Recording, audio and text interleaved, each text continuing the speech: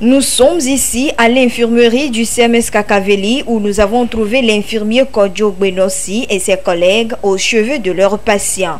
C'est avec passion et amour qu'ils s'occupent de ces malades qui sont venus solliciter des soins de santé. Benossi exerce cette profession infirmière il y a près de 8 ans déjà et il nous explique le rôle et les tâches attribuées à ce corps de métier dans le système médical. Le rôle de l'infirmier est d'administrer les soins aux patients, les accueillir, les installer dans la salle et quand on fait les prescriptions, l'infirmier est toujours au chevet du malade afin de lui donner les soins appropriés. Et c'est lui qui surveille tout, les constantes, la tension, le poids, la température. Et s'il y a changement de comportement, c'est l'infirmier qui doit informer le médecin par rapport à l'état du patient. C'est en mémoire de ces nobles services rendus à la société et en honneur à leur détermination et dévouement que la Journée internationale des infirmières a été instaurée. Elle est observée chaque 12 mai et ce, depuis 1965, à l'initiative du Conseil international des infirmiers. Ces professionnels de santé ont servi de piliers indispensables dans la gestion de la pandémie au Covid-19 et dans bien d'autres crises sanitaires.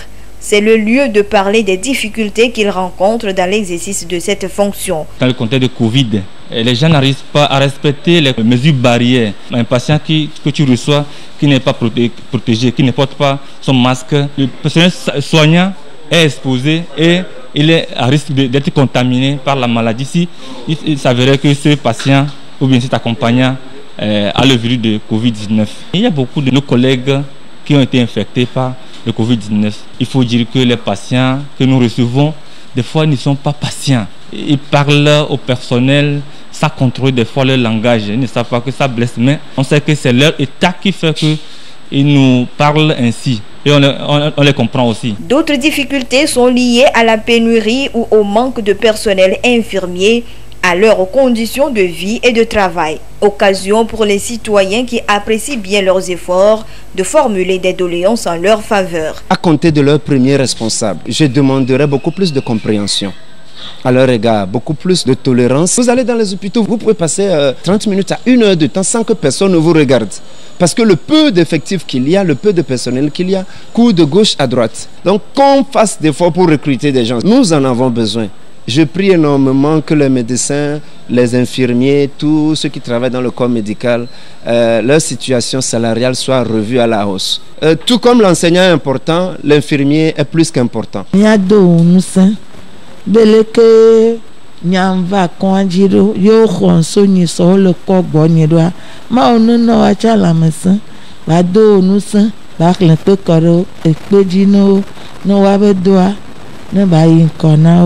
La profession infirmière, une voie faite pour diriger, investir dans les soins infirmiers et respecter les droits pour garantir la santé mondiale. C'est le thème de l'édition 2022 de la Journée internationale des infirmières.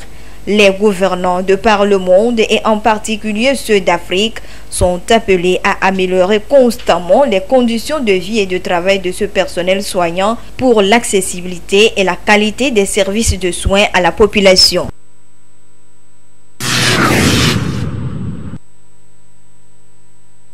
Des épreuves par ici, des documents par là, ces élèves des classes de première sont en pleine révision. Parfois, ils sont assistés des professeurs, comme le cas ici dans cet établissement privé d'Agué. Ces élèves se préparent ainsi pour affronter les épreuves du baccalauréat première partie Bac 1 qui débute le 16 mai prochain. C'est le tout premier examen de l'année scolaire 2021-2022. Dans quel état d'esprit ces candidats préparent-ils cet examen? Certains se sont prononcés. J'ai peur, mais comment faire? Les enseignants nous accompagnent, nous faisons des révisions ensemble. Ça va, on nous donne des conseils aussi. J'ai un peu peur seulement. J'apprends certaines nuits, j'arrive même pas à dormir parce que quand mes parents me rappellent que nous sommes à quelques heures de l'examen, j'ai le cœur qui saute et j'apprends chaque nuit, chaque soir. Nous sommes déjà prêts pour l'examen. Nous avons fini les compositions comme étant prévu. Nous avons tout fait, les corrections. les conseils aussi des professeurs nous avons eu. Sur le plan pédagogique, l'administration est préoccupée à tout mettre en œuvre pour assurer le bon démarrage de l'examen. Les derniers réglages vont bon train selon les chefs centres que nous avons rencontrés. Nous sommes prêts. On a entretenu les classes, les salles qui vont accueillir les divers candidats. Bon, au niveau des choses, nous avons aussi les lave-mains, tout ça là qui sont prêts. Au niveau du personnel qui doit gérer l'examen, tous nous sommes prêts. On se prépare bien. Donc déjà, certains élèves viennent dans l'établissement pour continuer la révision avec les professeurs, juste histoire de mieux comprendre les cours qui ne sont pas bien compris. Les programmes sont quasiment finis. Nous sommes en période de révision et nous voyons que les élèves sont confiants. Ils sont tellement outillés. Pour la réussite de leur examen, les candidats devront adopter certaines attitudes pour éviter des surprises désagréables. Et voici des conseils pratiques. Nous avons eu à leur dire que ce n'est pas maintenant qu'il faut commencer par veiller. L'examen se prépare dès le début de l'année. On l'a toujours dit ça, que l'examen c'est dès le début de l'année. Bon, mais on se rend compte que beaucoup d'enfants, c'est-à-dire que beaucoup d'élèves, c'est à la veille qu'ils se mettent, c'est-à-dire à veiller, etc. Et ça agit plus tard. Et on voit des élèves qui tombent pendant l'examen. Et ça, ce n'est pas une bonne chose. Nous sommes au moment où il faut juste peut-être voir certaines choses, certains manquements. Je demanderai aux parents de mettre les enfants dans de bonnes conditions.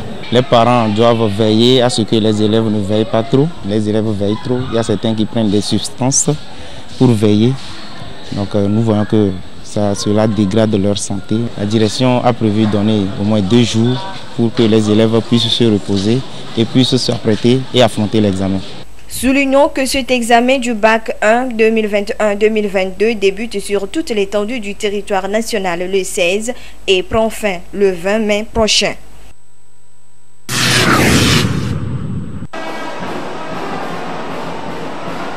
L'autel est la table consacrée sur laquelle, dans la liturgie catholique, le prêtre célèbre le saint sacrifice de la messe ou l'Eucharistie. Dans la tradition chrétienne, l'autel a acquis le double sens de table aussi bien sacrificielle que conviviale. Le rite eucharistique célébré sur l'autel est un mémorial du sacrifice unique de Jésus, expiant les péchés des hommes par sa mort sur la croix. C'est autour de l'autel que se rassemble la communauté des croyants et à travers le corps et le sang du Christ reçoivent force et grâce de son sacrifice salvateur de la croix. Cependant, dans l'Église catholique, un certain nombre de rituels est à respecter afin de rendre sacré l'autel, c'est-à-dire passer du domaine profane à celui de béni. Parmi eux, la bénédiction et la consécration qui sont importantes dans la foi catholique. L'autel, c'est un peu comme le lieu où la terre et le ciel se touchent. C'est-à-dire que Dieu descend pour accorder ses faveurs aux hommes et les hommes montent aussi. Autel signifie quelque chose d'élevé, c'est-à-dire quelque chose que les hommes élèvent pour se rapprocher un peu de Dieu. Et c'est là, à la jonction de la divinité de l'humanité, que se trouve l'autel. Pour nous, l'autel, c'est après tout, c'est le Christ lui-même. L'autel, avant tout, demeure le lieu par excellence où se retrouvent le ciel et la terre lors de la célébration de l'Eucharistie. Il doit néanmoins répondre à des caractéristiques avant toute bénédiction ou consécration selon les responsables religieux. L'autel est porté par quatre poteaux qui sont les 4 piliers de la foi chrétienne. Les 4 piliers de la foi chrétienne, à savoir l'amour, l'unité, la sanctification, les 4 évangélistes qui portent notre autel avec les 4 piliers de la foi chrétienne. Et en face, il y a l'image de l'église du Cénacle. L'église du Cénacle, c'est quelle église? C'est Marie au milieu des apôtres qui soutenait la foi des apôtres après le départ du Maître, de Jésus, du ressuscité et avant la descente du Saint-Esprit. Avec les 4 évangélistes, nous sommes appelés à vivre l'unité dans l'amour pour notre sanctification et les 4 évangiles sont notre feuille de route, mais nous devons nous accrocher à la Vierge Marie. Avec le 5e, on va peindre les murs de l'église bâtiment et l'autel. L'autel sera un C'est ça la consécration de l'autel. Une fois béni et consacré, l'autel devient ainsi donc disposé à la célébration de l'Eucharistie en toute conformité avec les normes de l'Église.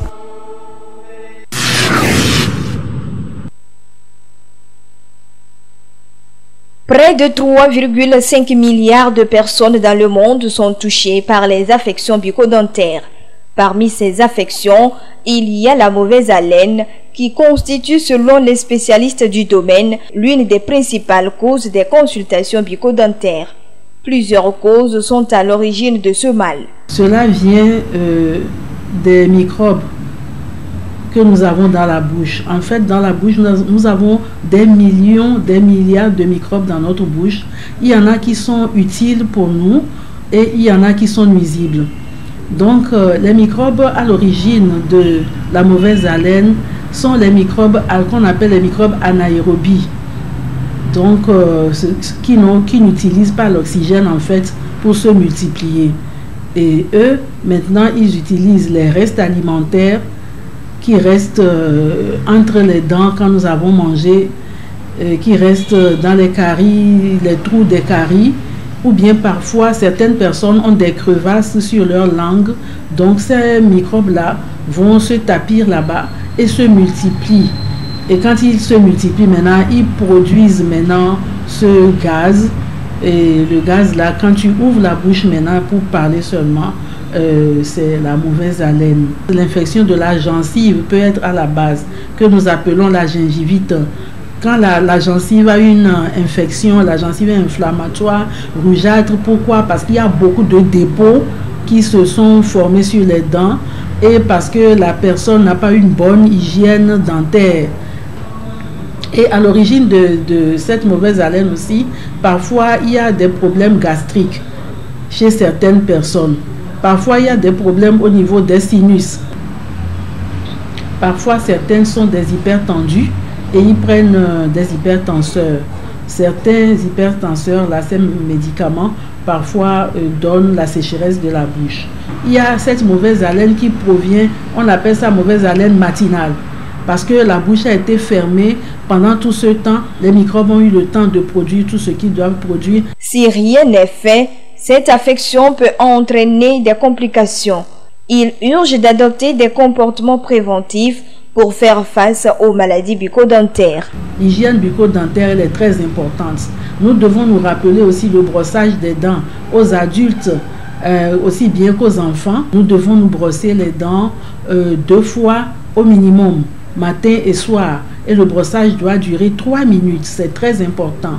Utiliser les bonnes pâtes dentifrice, utiliser de bonnes brosses à dents. Pour avoir une bonne hygiène bucco-dentaire et lutter contre les affections, voici quelques conseils. D'abord, c'est une bonne hygiène bucco-dentaire. Consulter le dentiste, le brossage des dents et respecter tout ce que le dentiste vous dit. Maintenant, s'il y a des caries qui ont été trouvées, il faut les traiter. Il ne faut pas trop d'alcool, le tabac. Et parfois aussi, il faut savoir utiliser le fil dentaire. Beaucoup boire de l'eau, diminuer la consommation de viande, manger fruits et légumes. Des dents saines et éclatantes passent par la mise en application de ces conseils. Consultez également des dentistes en cas de besoin et de doute pour éviter des surprises désagréables.